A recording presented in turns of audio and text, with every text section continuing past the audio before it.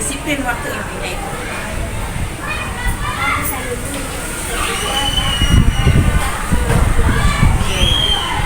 Jangan jadikan belajar itu jadikan beban, tapi jadikan sebagai sesuatu yang memang harus kita laksanakan. Enjoy aja gitu. Yang penting kita laksanakan sesuai dengan kapasitas kita. Jangan dijadikan itu jadi beban. Kalau jadi beban akan menjadi momok buat kalian untuk belajar. Santai aja. Tapi walaupun santai, dilaksanakan. Jangan tidak dilaksanakan. Ya, continue. Yang penting continue. Tidak harus pada saat mengulangan baru belajar itu akan pusing kamu. Tapi kalau tiap malam belajar, dibaca sedikit lama-lama, apa yang kamu baca bisa masuk di sana.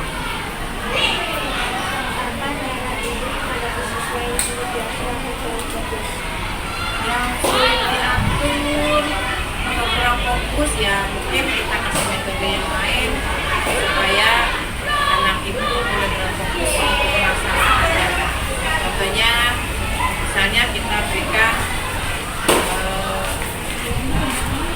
apa yang bisa dia fokus, kita cari permasalahannya, cari dulu apa keinginan siswa ini. Kalau memang udah ketemu baru kita cari solusi. Masalah akar permasalahannya dia nggak fokus ke apa itu nggak bisa. Supaya kita bisa melaksanakan atau menerapkan metode apa yang bisa untuk anak tersebut.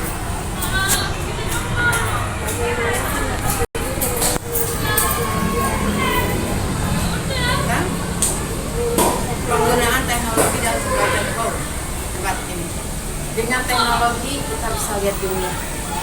Dengan lihat melalui internet kamu mungkin nggak pernah tahu itu Irak bagaimana dengan Israel, ya kan?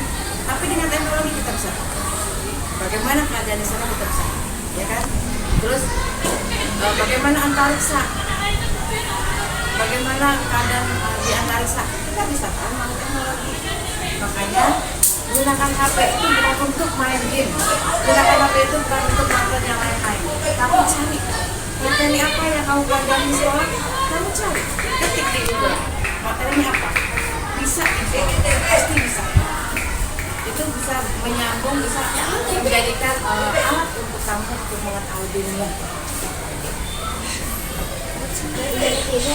Apakah teknologi membuat belajar lebih mudah? Dengan teknologi kita bisa belajar lebih mudah. Dengan teknologi kita bisa melakukan pekerjaan lebih mudah. Makanya jangan sia-siakan apa yang kamu bisa. Teknologi yang ada itu yang kamu udah tahu, gunakan untuk belajar. Terima kasih banyak Bu atas waktu dan Sukses. wawancara ini sangat membantu untuk tugas saya. Semoga Ibu selalu diberi kesehatan dan kelancaran. Sukses.